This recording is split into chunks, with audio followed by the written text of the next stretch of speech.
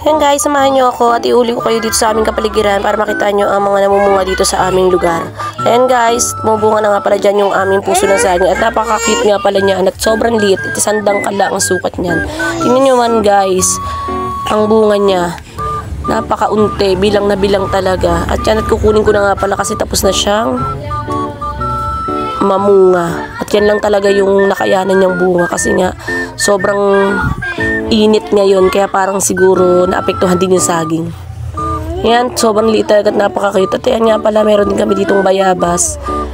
Naputi na namin yung iba yan kaya sobrang unti na ng bunga niya. Pero ayan, may nahihinog pa rin naman. Meron din nga pala kami ditong sile.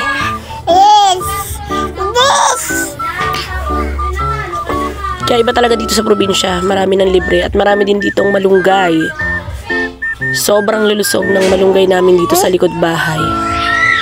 Ayan guys, namumulaklak na rin dyan ang mga Indian mango at yung tanim kong papaya.